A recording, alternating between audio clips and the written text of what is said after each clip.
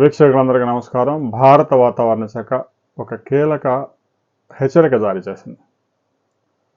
ఎప్పుడో మే నెలలో చివరి వారాల్లో రావాల్సిన వడగాలులు మార్చి లాస్ట్ వీక్లోనే ఎంటర్ అయిపోయాయి. రాబోయే 4-5 రోజుల్లోనే ఆంధ్రప్రదేశ్లో 90 మండలాల్లో ఈ వడగాలులు వీచే అవకాశం ఉంది.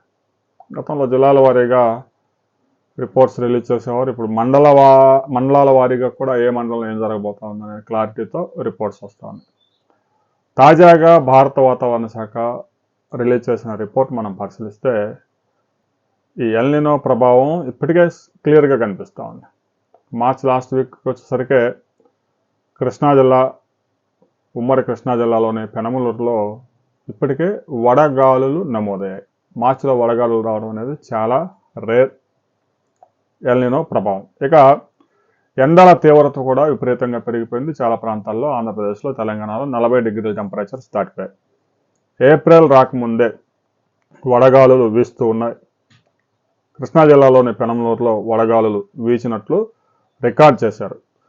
ఇక 9 మండలాల్లో, రాష్ట్రంలోని 9 మండలాల్లో తీవ్ర వడగాలులు, 32 మండలాల్లో వడగాలులు ఇప్పటికే నమోదయ్యాయి. ఇక పార్వతీపురం, మన్యం జిల్లా, గుమ్మలక్ష్మీపురం, కురుపాం మండలాలు, పోలవరం జిల్లాలోని చింతూరు, కోనవరం, వరదాంభద్రాపురం, కాకినాడ జిల్లా జగ్గంపేట, తూర్పుగోదావరి జిల్లా కోరుకొండ, ఎన్టీఆర్ డిస్టిక్లోని జీకొండూరు, ఇబ్రహీంపట్నాల మండలాల్లో తీవ్రమైన వడగాలులు ఇంకా వీచే ప్రమాదం ఉంది. ఎన్టీఆర్ జిల్లాలో 7, విజయనగరంలో 4, ఏలూరులో 4, పార్వతీపురం మన్యంలో 3, పోలవరం జిల్లాలో 3, తూర్పుగోదావరిలో 2, కృష్ణా జిల్లాలో 2, కాకినాడ, గుంటూరు జిల్లాల్లో ఒక్కో మండలాల్లో వడగాలులు రాబోయే 4-5 రోజుల్లో వీచే అవకాశం ఉంది.